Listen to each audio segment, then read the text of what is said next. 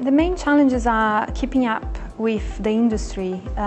We don't have a lot of budget to kind of do innovation work, and so and also we've got a lot of systems, old systems that we have to look after. So it's a big challenge for us to combine, moving with technology and being in the fast-paced environment that we need to be, but as well doing that with as little budget as possible. So sourcing the right solution, finding the right solution, finding the right suppliers. And what we do mostly, we look into more standardized, so without getting any vendor lock-ins, and look into the future really. So you want to invest in things they last a bit longer.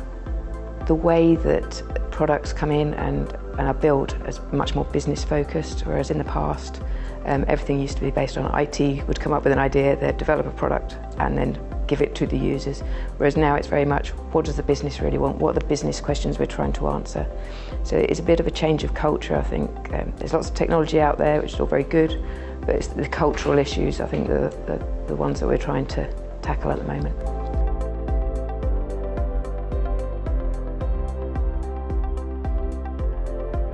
Directly with the IT director, I report directly to him. We mainly work on the IT strategy, where we focus on the business strategy and overlap the IT strategy to enable the business to get where they want to get. And definitely the business owners and the stakeholders of each brand when it comes to web development and all of the new tools and systems that we can be using.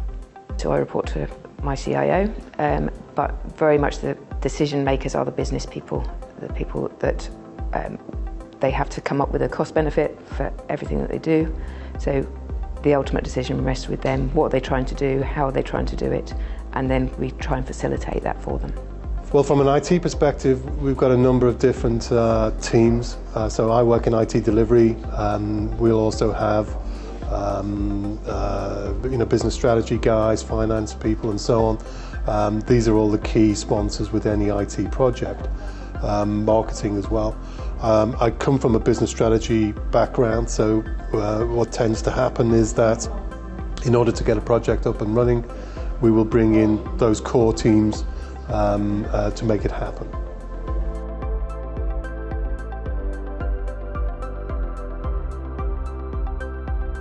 Mainly what we struggle with is the lack of time to do everything that we can.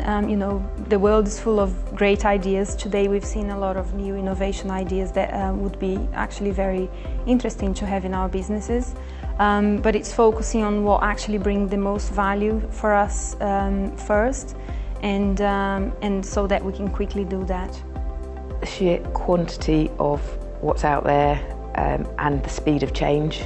So it's quite hard to say, right, I want to go with that supplier, because you're really worried that actually tomorrow this supplier will be much, much better. So we tend to go with a few. We do lots of proof of concepts, lots of pilots. And actually suppliers are usually very, very good in helping you come to a decision. But it is quite hard to make that final decision, knowing that something might be around the corner the next day. So I think, and traditionally we've looked at projects of 3 to 5 years, or maybe 5 to 10 years. The way the software is changing at the moment, I don't think you can look that far in advance. So it is probably a 3-year maximum horizon that we're looking at now. It's all about scope and trust, I think. As long as we as a customer define our requirements and our expectations of what the supplier can do, either from a development side or from a support perspective. The relationship between our vendors, I think, is generally very good. There's a lot of trust there, and that's been built up over quite a period of time. And it's only when we have problems is when we don't re-evaluate that process or those requirements on an ongoing basis. And if it sort of becomes stale, if you like, then suddenly out of date, then we will have significant issues. But generally, it's a very good working relationship with our suppliers.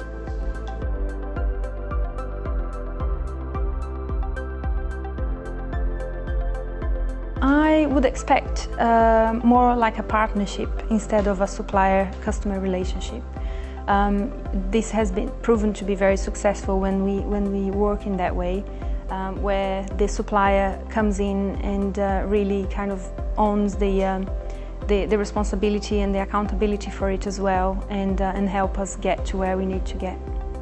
To have a partnership, this is on two sides. A partnership is always two sides. I think people that will listen to us as a business and understand what we're trying to do as a business and help us along that path, they're the experts, they live and breathe their products, so having someone come into our business and help us develop is where we'd look for any supplier. And also culturally, we're a mutual company, we would want there to be a cultural fit as well. Flexibility is a key one, and agility. They're the two big things. We're a fast company, right? Everything about what we do has to be immediate. In the sector that we're in, the restaurant business, we have to be really reactive in some situations. It's an ideal world to be proactive. It's an ideal world to be able to strategically set long-term targets, when really the marketplace is much more agile on that. So that relationship between a vendor or a supplier has to move, and it has to move at pace.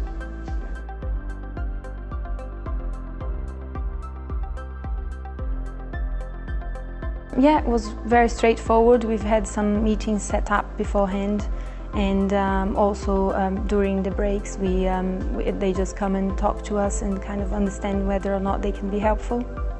I've had contact with quite a few of the suppliers before, Dell for example, and so on. So yeah, it's been a very productive morning so far. I have spoken to some of them, and I will be making the most of just go and find out, particularly the ones I haven't come across before, just go and find out what they do and what they're all about, and just making that contact for perhaps a further follow-up later.